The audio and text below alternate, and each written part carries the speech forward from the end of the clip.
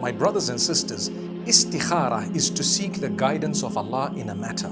There is a way of doing it. You actually have to read a certain supplication that is taught in the hadith of the Prophet ﷺ, and the companions used to learn it as though they were learning a verse of the Quran. In that dua, we are saying, "Oh Allah, you are the knower of the unseen. You know, we don't know. You know the future, we don't know, and we are seeking from your guidance. If this matter is good for me, then make it easy for me and grant me blessings in it," and so on. And if this matter is bad for me, then turn me away from it, turn it away from me, and then make me happy with your decree. That's basically what you're saying. You call out to Allah in a specific way. For the details, you might want to check how to do that, the dua and the istikhara. However, there is no mention ever of dreams as a response to an istikhara in Revelation. So some people have suggested perhaps you get a dream, perhaps you might this. That's not from Revelation, okay?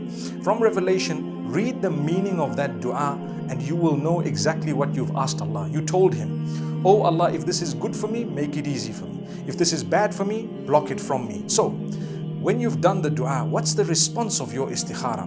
The response is on the ground.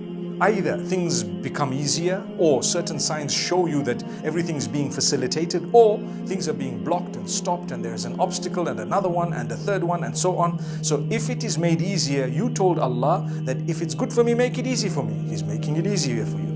And if it is not good for you, you told Him, if it's not good for me, keep it away from me. He has kept it away from you. Why? Because you told Him, if it's not good for me, my deen, my dunya, then keep it away from me.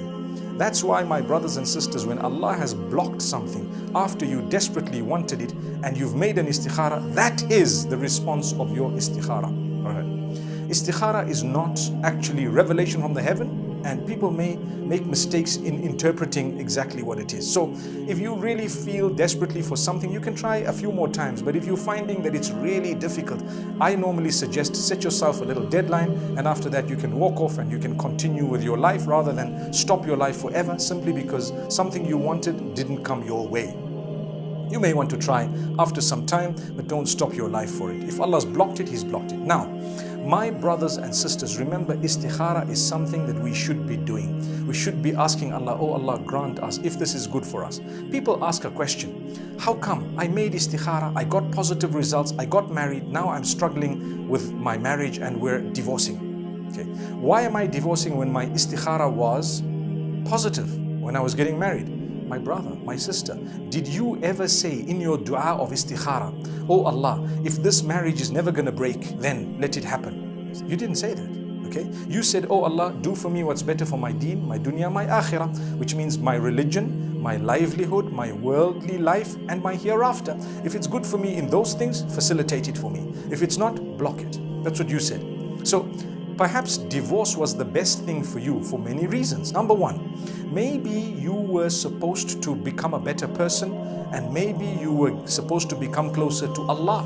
So it was better for your dunya, it was better for your deen. And perhaps you will later marry a much better person than the one whom you were divorced from.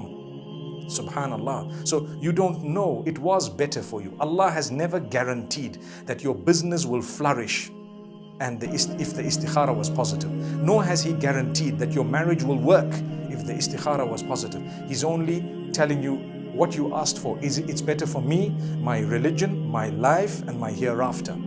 That's the response of istikhara.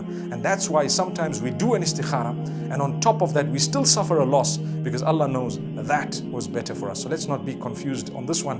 People always try to lose, focus, and they don't know what they've even said. That's why when you're calling out to Allah with a supplication, try and at least figure out what you're asking Allah, and then you will understand the way forward. أقول قولي هذا والسلام عليكم ورحمة الله وبركاته.